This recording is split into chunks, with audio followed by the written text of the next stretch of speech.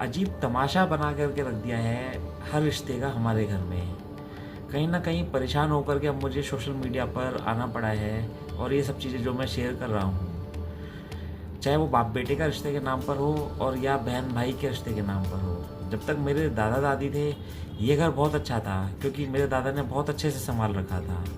मगर मेरे दादा के जाने के बाद शायद जैसे मेरे पापा के हाथ में वो ऐसा कुछ पावर आ गई है, जो कि अब उनको लगता है कि अब इस घर पे मैं कुछ भी गुंडागर्दी कर सकता हूँ। उन्होंने हर हद पार कर दी,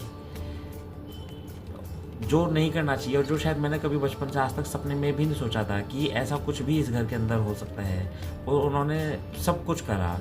उन्होंने मेरे दादा एक्सपायर होने के बाद में मेरी दादी के ऊपर हाथ भी उठाए, उनको मारा-पीटा भी, उनकी इवन टाँग तक तोड़ दी थी, फ्रैक्चर हो गया था उनकी टाँग में, उनको जैसे-तैसे हमने ठीक करा। उस चीज़ के अगेंस्ट हमने आवाज़ उठाई, तो कहीं न कहीं हमें इतना परेशान कर दिया गया और हमें ऐसी परिस्थिति हमारे लिए क्रिएट कर दी गई कि हमें घर छोड़ कर के जाना पड़ा उस टाइम में। और इतना ज़्यादा हमें बदनाम कर दिया गया, मुझे और मेरी वाइफ़ को, इवन मेरे खिलाफ़ बहुत कुछ गलत समाज में फैला दिया गया।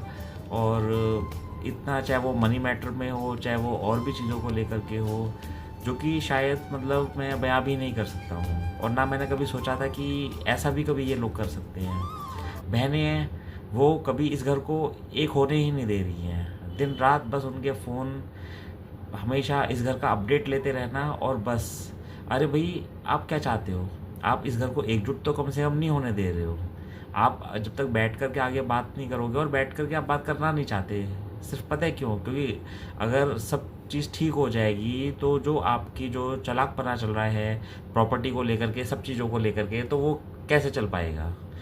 आपने कितनी बार मैंने बोला कि बैठकर बात करो ना, कोई प्रॉब्लम है तो ठीक है, बैठ कर के आप बात करो, बोलो, लेकिन आप बोलने के लिए तैयार नहीं हो। मैंने कितनी बार बोला कि आप जितने लोग आप चाहते हो बुलाना, आप बुला लो, इकट्ठा कर लो।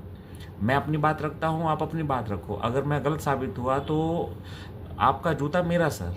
इससे ज़्यादा मैं और क्या बोल सकता हूँ? मैंने बोला कि आप घर के अंदर भी नहीं, आप खुले फील्ड के अंदर, आप पार्क में, आप पूरा जितना लोग बुला सकते हो आप बुलाओ। अगर मैं गलत हूँ तो आपका जूता और मेरा सर, ज़ाहिर-सी बात है। मगर आप बुलाने के लिए किसी को राज़ी नहीं हो। सिर्फ़ पता है क्यों? क्योंकि आपने खुल्लम-खुल्ला एक गुंडागर्दी कर रखी है। क्योंकि आपको कोई रोकने-टोकने वाला अब नहीं है।